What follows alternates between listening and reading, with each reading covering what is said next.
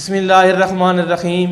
अस्सलाम वालेकुम दोस्तों, उम्मीद करता हूँ कि आप सब लोग खैरियत और हिफ्ज़ व अमान से होंगे।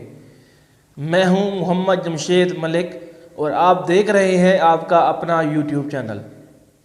दोस्तों, आजकल आप लोग अक्सर सुनते रहते होंगे कि किसी सेलिब्रिटी की वीडियो लीक हो गई है या तस्वीरें लीक हो गई हैं।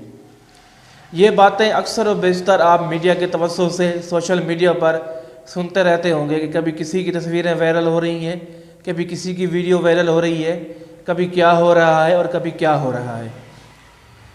दोस्तों, आप लोगों के जहन में ये ख्याल ज़रूर आता होगा कि इनकी तस्वीरें या वीडियोस वायरल किस तरह होती हैं।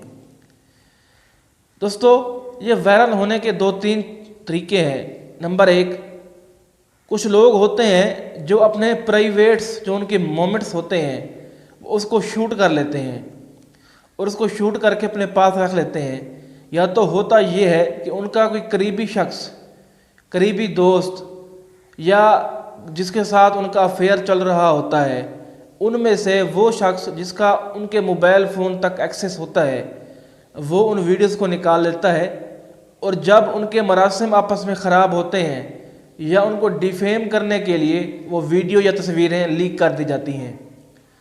दूसरा ये होता है कि आपके मोबाइल में वीडियोस और तस्वीरें जो होती हैं उनको जो हैकर्स होते हैं वो हैक करते हैं और हैक करने के बाद उनको जो फहश वेबसाइट्स होती हैं उन पर डाल देते हैं या पब्लिक कर देते हैं, जिसकी वजह से उनको भी वहाँ पर पैसा मिलता है और इधर ये लीक होने की वजह से उनकी सारी ज़िंदगी की जो बनी बनाई इज़्ज़त होती है, शोहरत होती है, वो सारी की सारी ख़त्म हो जाती है। आज मैं जो आपको वाक़या सुनाना जा रहा हूँ वो है पाकिस्तान के सुपरस्टार सलमान बट का। दोस्तों, आजकल ज़्यादातर आप सुनते होंगे कि कोई ना कोई किसी न किसी ब्लैकमेलिंग की वजह से या ख़ुदकुशी कर रहा है या अपनी प्रॉपर्टी बेच कर पैसे फराहम कर रहा है। लेकिन ये ब्लैक मेलिंग का जो वाक़या था वो सिर्फ आम लोगों तक ही महदूद था। आम लोग जिनको कोई नहीं जानता था उस हद तक था। लेकिन अब ये बात यहाँ से निकल कर ऊपरी लेवल तक आ गई है। अब जो सेलिब्रिटी हैं, चाहे वो क्रिकेट से हों, शोबिज़ से हों या गवर्नमेंट ऑफिसर्स हों या मिनिस्टर्स हों, उन तक ये बात आ गई है। अब उनकी वीडियोस भी बग़ैर किसी खौफ और डर के निकलना शुरू हो गई हैं। तो सलमान बट को कुछ अरसा पहले एक फ़ोन कॉल आया प्राइवेट नंबर से कि आपकी नाज़ेबा तस्वीरें हमारे पास हैं, अगर आप हमारी बात नहीं मानते तो ये तस्वीरें हम पब्लिक करने लगे हैं। तो सलमान बट का कहना है कि मैंने इस बात को सीरियस नहीं लिया क्योंकि मुझे पता था कि मेरी ऐसी तस्वीरें हो ही नहीं सकती, मैंने कभी की ऐसी हरकत की ही नहीं है। उन्होंने जैसे ही उसको सीरियस नहीं लिया तो एक दिन के बाद उनके व्हाट्सएप पर कुछ पिक्चर उनको मिलती हैं सबूत के तौर पर कि ये आपकी तस्वीरें हैं, अगर आपने हमें सीरियस नहीं लिया तो ये तस्वीरें हम वायरल करने लगे हैं। तो ये सलमान बट घबरा गया। इन्होंने फ़ौरन फ़ोन किया, उनसे रब्ता किया कि पूछा आप क्या चाहते हैं। तो जो वो ब्लैक मेलर्स थे उन्होंने कहा कि हम आपको अपना अकाउंट नंबर दे रहे हैं, हमारे इस अकाउंट में 9,000 अमरीकी डॉलर आप सेंड कर दें तो हम आपकी तस्वीरों को वायरल नहीं करेंगे बल्कि वो तस्वीरें डिलीट कर देंगे या आपको मुहैया कर देंगे। सलमान बट एक समझदार इंसान थे, उनको पता था कि अगर मैंने एक बार पैसे दे दिए तो ये मज़ीद पैसों का तकाजा करेंगे और ये सिलसिला रुकने का नाम नहीं लेगा। तो उन्होंने पंजाब के वज़ीर आला के जो तर्जमान हैं उनसे रब्ता किया, उन्हें ये सारी हकीकत बताई। तो उन्होंने उन्हें मशवरा दिया कि आप FIA के पास जाएं, ये उनका डिपार्टमेंट है, वो आपकी हर तरह से हेल्प करेंगे। तो सलमान बट चले गए FIA के पास। उन्होंने उनकी कंप्लेंट सुनी, लिखी और उनसे वादा किया कि इस मसले को जल्द अज जल्द हल कर लेंगे। इसके बाद FIA वालों ने उनसे सवाल किया कि ये तस्वीरें उन तक पहुंची कैसे। तो सलमान बट ने कहा कि ये तस्वीरें हकीकत में नहीं हैं, ये फेक हैं। जब मैं पहले एक्सरसाइज करता था तो मुझे बॉडी बनाने का शौक़ हुआ करता था। जब मैं पाकिस्तान क्रिकेट के लिए खेलता था तो मैंने किया ये था कि एक बार मैंने एक्सरसाइज करके जब डोले शोले और ये चीज़ें सब अकड़ के खड़ी थी तो मैंने शर्ट उतार कर उसकी तस्वीर बनाकर सोशल मीडिया पर अपलोड कर दी थी। इस तरह के लोग बहुत ज़्यादा करते हैं कि जो बॉडी बिल्डर हज़रात होते हैं या जो बॉडी रखते हैं वो अक्सर टॉपलेस अपनी तस्वीरें शेयर करते हैं। तो उन्होंने कहा ये तस्वीरें मैंने سوشل میڈیا پر ڈالی تھی اور سوشل میڈیا سے ہی انہوں نے یہ تصویریں نکالی ہیں. نکال کے اوپر کا حصہ تو کیونکہ پہلے سے ہی برہنا تھا، انہوں نے نیچے کے حصے کو ایسی مکسنگ کی ہے کہ بالکل اوریجنل ہی لگتا ہے اور ایسا لگتا ہے کہ یہ تصویر میری ہی ہے، جبکہ حقیقت سے اس کا دور دور تک کوئی واسطہ نہیں ہے. تو ایف آئی اے کے جو ڈائریکٹر ہیں ان کا کہنا ہے کہ اس وقت 2 جگہیں ایسی ہیں جہاں پر یہ کام پروفیشنل طور پہ کیا جا رہا ہے. ایک ہے فلپائن اور دوسری ہے موراکو. وہاں پر منظم طریقے سے انڈسٹری ہے جن کا کام ہی صرف یہی ہے کہ وہ لوگوں کو بلیک میل کرتے ہیں، اور وہ بھی فیک چیزوں کے ذریعے.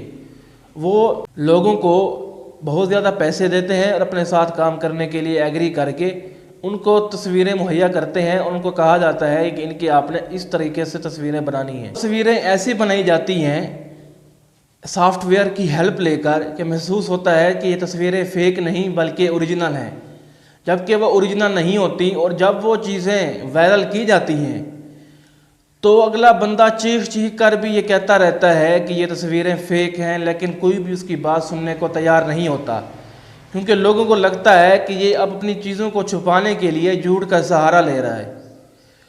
اور آنے والے 3-4 سال لگ جاتے ہیں اس کو اپنی سچائی ثابت کرنے میں. تب تک اس کی عزت ختم ہو جاتی ہے، اس کی فیملی اس سے روٹھ جاتی ہے، وہ ہر چیز سے دور چلا جاتا ہے.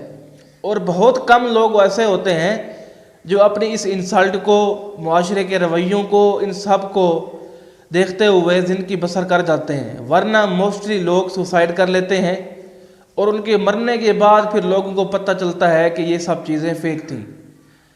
تو ایف آئی اے نے جو گائیڈ لائن جاری کی ہیں تو ان کا کہنا ہے کہ سب سے پہلے تو آپ یہ کام کریں کہ کبھی بھی کسی بھی صورت میں اپنے موبائل فون میں کوئی ایسی ویسی اپنی پرائیویٹ چیز کو ہرگز شوٹ نہ کریں، کیونکہ آپ شوٹ کر کے موبائل میں رکھ دیتے ہیں جسٹ ٹائم پاس کے لیے یا اپنے شوق کے لیے، اور جب وہ چیزیں لیک ہوتی ہیں تو بہت زیادہ تباہی کا باعث بنتی ہیں. نمبر 2، اگر آپ کو کوئی بھی انسان بلیک میل کر رہا ہے تو آپ کو خاموشی اختیار نہیں کرنی بلکہ ایف آئی اے میں جا کر کمپلینٹ کرنی ہے. اگر آپ خود وہاں نہیں جا سکتے تو آپ آن لائن اپنی کمپلینٹ کر سکتے ہیں.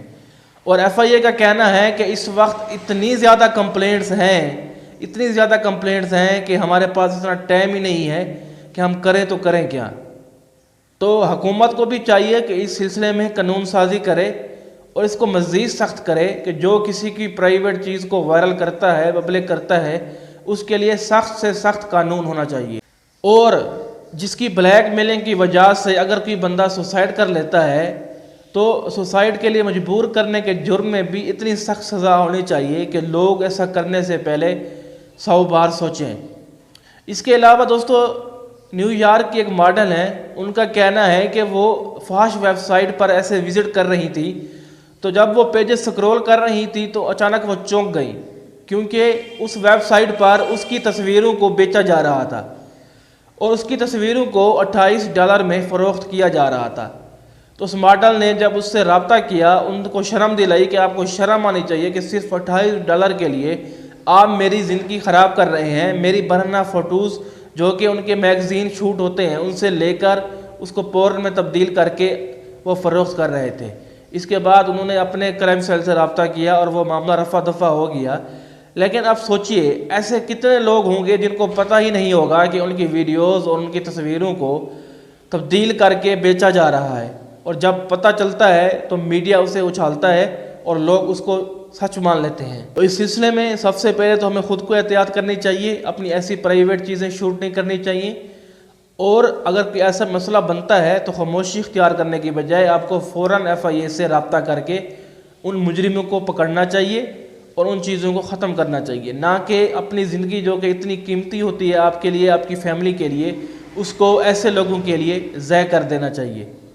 دوستو، اگر اتنے بڑے سپر سٹارز وہ ان سے محفوظ نہیں ہیں تو ہم تو کسی کھاتے میں ہی نہیں آتے. تو ہمیں ہر حالت میں احتیاط کرنی چاہیے. دوستو، یہ تھا ہمارا آج کا ویلاگ. اگر آپ کو ہماری ویڈیو اچھی لگی ہو تو اسے لائک کیجئے، شیئر کیجئے اور ہمارے چینل کو سبسکرائب کیجئے. اور چینل کو سبسکرائب کرنے کے بعد بیل آئیکن کو پریس کرنا بالکل بھی مت بھولیں. اب مجھے اجازت دیجئے. اپنا بہت بہت خیال رکھیے گا، مجھے دعاؤں میں یاد رکھیے گا. ملتے ہیں اپنی اگلی ویڈیو میں. اللہ نگہبان.